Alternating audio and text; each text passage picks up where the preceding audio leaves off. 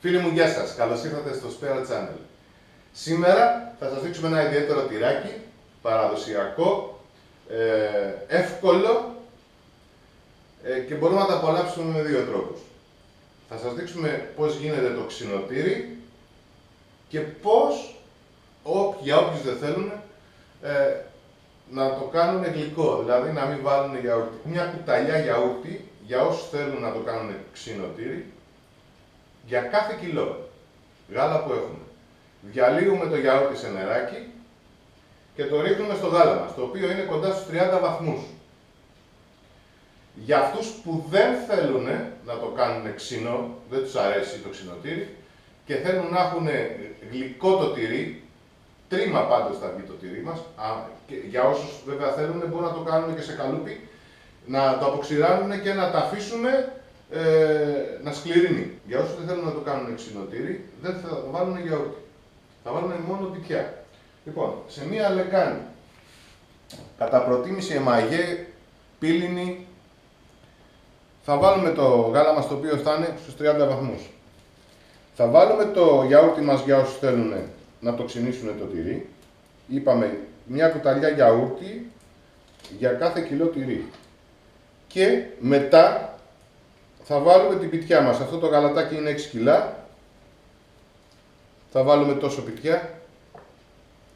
Σε νεράκι μαζί με αλάτι, όπως πάντα. Θα ανακατέψουμε να τη διαλύσουμε και να το ρίξουμε μέσα στη λεκάνη μας.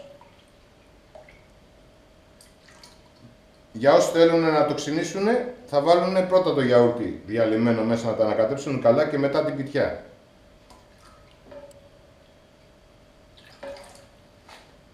Εφόσον το ανακατέψουμε θα τα αφήσουμε σε μία μεριά που δεν θα το ξαναενοχλήσουμε για 24 ώρες. Θα μείνει ακίνητο. 24 ώρες. Αυτό θα δώσει την ευκαιρία, αυτές οι ώρες θα δώσουν την ευκαιρία στο τυρί μας να ξυνήσει με το γιαούρτι που του έχουμε βάλει. Μετά από 24 ώρες είμαστε έτοιμοι να κόψουμε το τυράκι μας. Έχει πήξει, δεν το συζητάμε, έτσι γυρνάει όλο το πείγμα. Παίρνουμε μία τρυπητή και το κόβουμε έτσι. Παίρνουμε το καλουπάκι μας, βάζουμε με την τζαντίλα από πάνω ή μια μαξιλαροθήκη αν δεν έχετε και το τυρόπιγμά μας το βάζουμε μέσα.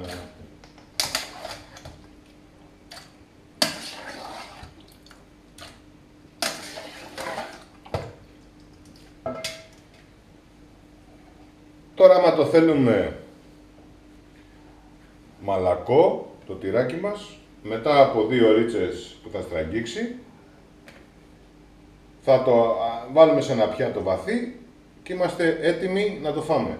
Αν το θέλουμε σκληρό, θα το αφήσουμε στο καλούπι.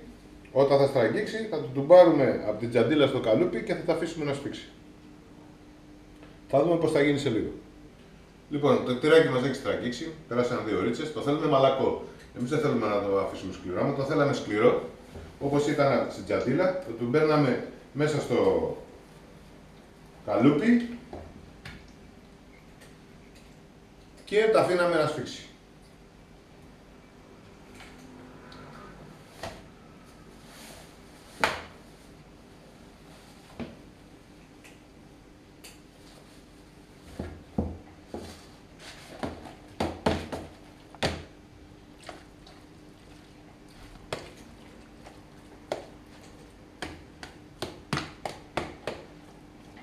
Αυτό το ξινοτήρι μας.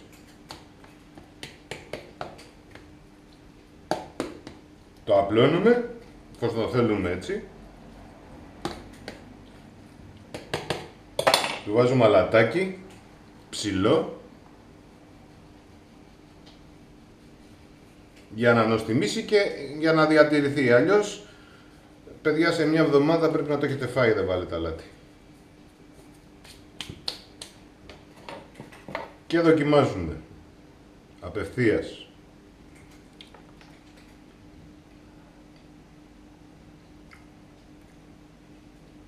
ακριβώς τη γεύση που θέλουμε.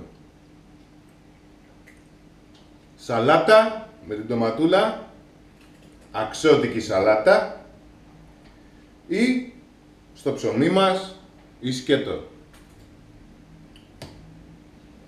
Μπορούμε να το φάμε το ξινότυρο ή έτσι ή έτσι, ή μαλακό ή σκληρό.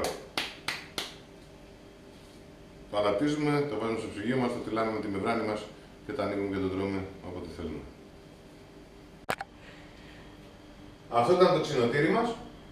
Οτιδήποτε απορίες έχετε και ερωτήσεις, ευχαρίστως θα απαντήσουμε σε όλους. Κάντε like ή dislike αν δεν σας άρεσε, πείτε μας γιατί και πάλι μείνετε συντονισμένοι γιατί κάτι καινούργιο έρχεται.